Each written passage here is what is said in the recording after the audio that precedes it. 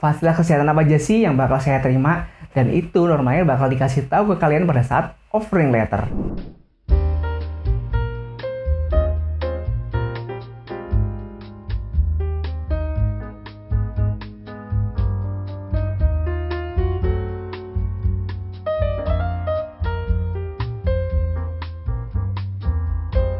Halo, welcome back to my YouTube channel. Thank you buat kamu yang udah ngunjungin channel ini. Kali ini saya akan ngobrol tentang masalah medical benefit. Jadi kalau kalian saat ini masih fresh graduate dan sedang hunting kerjaan, atau mungkin sudah proses tes kerja di suatu perusahaan, atau mungkin juga sudah masuk ke tahap offering letter. Nah, saya harap video ini bisa berguna banget buat kalian tentang fasilitas kesehatan apa aja sih yang bakal kalian terima, terus gambarannya itu gimana aja. Jadi sebelum kita mulai, kalian bisa klik dulu tombol subscribe dan like channel ini biar channel ini bisa berkembang dan berikan informasi yang menarik buat kalian. Oke, nggak usah lama-lama, kita langsung aja mulai. Oh ya, sebelum kita mulai, video ini saya batasin dulu ya. Jadi saya share video ini berdasarkan pengalaman saya. Dan kebetulan pengalaman saya itu bekerja di perusahaan swasta. Jadi untuk kerjaan di BUMN saya nggak pernah, PNS juga nggak pernah. Jadi saya nggak bisa share gimana sih fasilitas kesehatan di BUMN, fasilitas di swasta. Kalau kalian yang mungkin kerja di BUMN saat ini atau mungkin kerja di PNS bisa sharing, bisa tulis di kolom komentar apa aja sih fasilitas kesehatannya. Jadi kalau ini saya fokuskan tentang medical benefit di private company atau perusahaan swasta. Oke, gitu.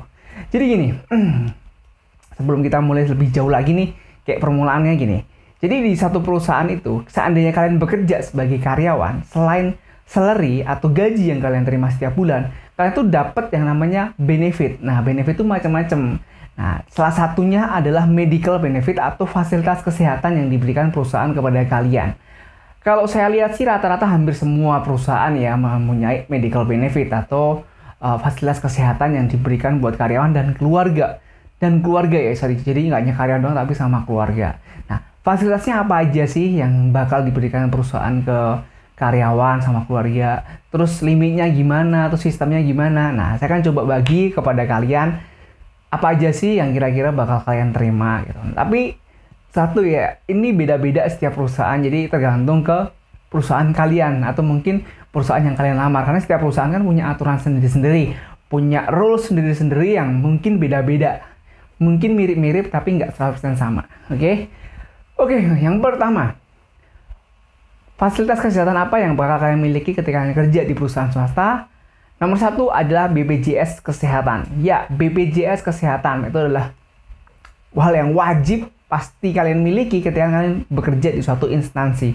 Jadi BPJS Kesehatan itu udah wajib banget diberikan oleh perusahaan ke kalian, karena itu udah aturan dari pemerintah untuk mendaftarkan semua karyawannya atau pekerjanya ke program BPJS Kesehatan. Nah, untuk BPJS Kesehatan ini, setiap perusahaan tuh punya aturan sendiri-sendiri terkait kelasnya. Jadi ada yang kelas 1, ada yang kelas 2, macam-macam. Nah, kalau pengalaman saya sih rata-rata saya selama ini saya dapat kelas 1 terus. Jadi nggak pernah dapat kelas 2. Jadi rata-rata perusahaan ya kelas 1, kelas 2, kelas 3, macam-macam tergantung perusahaanmu tadi. Jadi ini hal yang perlu kalian ketahui. Jadi ya at least kalian ada BPJS lah ya. Nah, itu yang pertama. Tapi yang kedua ini sedikit berbeda. Jadi yang kalau pertama tadi, semua perusahaan tuh pasti memberikan BPJS Kesehatan. Cuma beda ya kelasnya. Nah, yang kedua adalah asuransi kesehatan. Nah, kalau asuransi kesehatan, ini juga kembali lagi ke perusahaan. Asuransinya tuh macam-macam. Jadi ada asuransi yang pakai, ngomongin asuransi ya. Jadi saya coba jelasin ya. Kalau asuransi itu adalah jasa atau mungkin asuransi kesehatan pihak ketiga yang bekerja sama dengan perusahaan untuk memberikan benefit kesehatan kepada karyawannya. Nah, asuransi itu macam-macam kayak Aksa Mandiri, kayak BNI Life atau BNI Insurance, terus kayak AXA, terus kayak Allianz, terus ada kayak Manulife atau apapun itu yang dia bergerak di bidang asuransi kesehatan macam-macam, dan nanti perusahaan dan bekerja sama dengan asuransi tersebut untuk memberikan benefit kesehatan kepada karyawan dan keluarga. Nah, yang membedakan antara perusahaan satu dengan perusahaan yang lain adalah limitnya. Limitnya tuh kayak batas maksimal penggunaannya. Ya, ada yang mungkin sampai 100 juta, ada mungkin sampai 500 juta, ada yang sampai 700 juta, ada yang sampai 1 miliar. itu beda-beda setiap perusahaan, jadi tergantung ke perusahaan. Itu yang pertama. Nah, selain limit, ini adalah fasilitas kamar. Jadi kamarnya macam-macam rate-nya. Ada perusahaan yang fasilitas kamar dari asuransinya itu 700.000 per malam, ada yang 800.000, ada yang 1 juta, ada yang 1,5. Nah, itu tergantung ke perusahaan kalian. Yang pasti akan memiliki plafon limit yang berbeda dan kelas yang berbeda. Itu nggak sama setiap perusahaan. Apakah ini setiap perusahaan punya asuransi kesehatan, Bang? Jawabannya enggak. Jadi enggak semuanya tuh punya asuransi kesehatan. Kalau tadi BPJS itu semua punya dan pasti dikasih. Nah, kalau asuransi ini enggak semua perusahaan swasta tuh memberikan kepada karyawan. Kadang hanya diberikan berupa BPJS doang. Tapi ada juga yang udah dikasih BPJS, terus dikasih asuransi lagi. Jadi double gitu ya. Jadi BPJS punya, asuransi juga punya. Nah, ini beda-beda setiap perusahaan, tergantung perusahaan kalian. Gitu deh. Nah, berikutnya yang ketiga adalah, yang pertama tadi kan BPJS kesehatan, yang kedua asuransi, yang ketiga adalah perusahaan itu sendiri.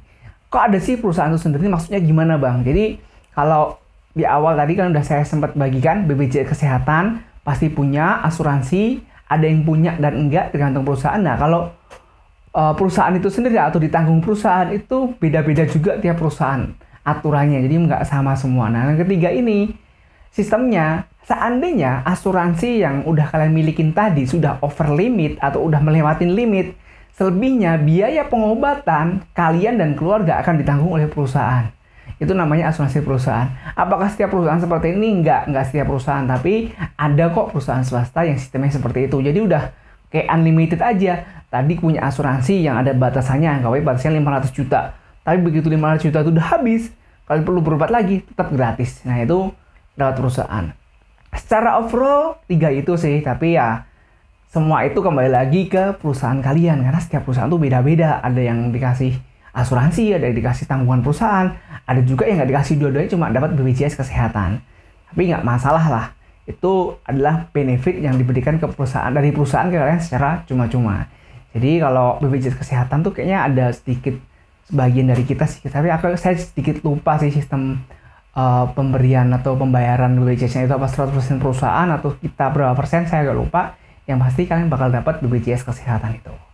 Seperti itu. Nah, kalau saya pengalaman pribadi, saya punya BPJS kesehatan, tapi saya nggak pernah pakai karena saya punya asuransi yang lain. Jadi emang kalau saya dengar perusahaan itu emang sengaja memberikan asuransi yang lain untuk fasilitas kesehatan dan untuk BPJS itu karena memenuhi peraturan dari pemerintah. Jadi ya lebih cenderung saya pakai yang asuransi karena biasanya lebih cepat dan macam-macamnya. Nah, itu juga berlaku atau saya alamin di semua perusahaan yang pernah saya kerja. Jadi saya tuh kerja udah hampir 3 kali ya di perusahaan yang berbeda dan semuanya sama. Semua punya asuransi selain BPJS. Nah, untuk tanggungan perusahaan juga semua punya tanggungan perusahaan selain BPJS. Kayak gitu. Nah, kapan hal ini menjadi penting buat kalian? Ketika kalian mendapat suatu offering atau tawaran kerja dari 2 perusahaan di waktu yang bersamaan. Kalian perlu banget loh membandingkan medical benefit perusahaan A dan perusahaan B ketika offering. Jadi lebih bagus yang mana sih? Jadi nggak hanya ngomongin gaji doang. Kalian perlu juga mempertimbangkan tunjangan kesehatan atau fasilitas kesehatan yang diberikan ke kedua perusahaan tersebut untuk menentukan mana yang kalian pilih. Tapi beda ceritanya kalau kalian cuma dapat single offering atau offering tunggal ya, kalian nggak punya opsi dong untuk milih. Tapi at least kalian bisa tanya atau kalian bisa tahu fasilitas kesehatan apa aja sih yang bakal saya terima, dan itu normalnya bakal dikasih tahu ke kalian pada saat offering letter. Jadi semua udah dijelaskan di awal. Kalau kalian agree, kalian tinggal tanda tangan dan kalian udah bisa kerja seperti itu. Oke, mungkin itu aja ya, videonya cukup singkat dan mungkin nggak banyak waktu, tapi poin yang mau saya bagikan kepada kalian, medical benefit di perusahaan swasta itu bagus juga, banyak juga, dan bervariasi juga, dan kalian wajib tahu ketika offering letter medical benefit dari perusahaan yang kalian lamar itu apa aja sih gitu. Oke, thank you buat kalian yang udah mengunjungi channel ini. Sampai ketemu lagi di video selanjutnya. Kalau kalian mungkin ada pertanyaan, ada kritik dan saran, kalian bisa tuliskan di kolom komentar. Oke, thank you. See you next time.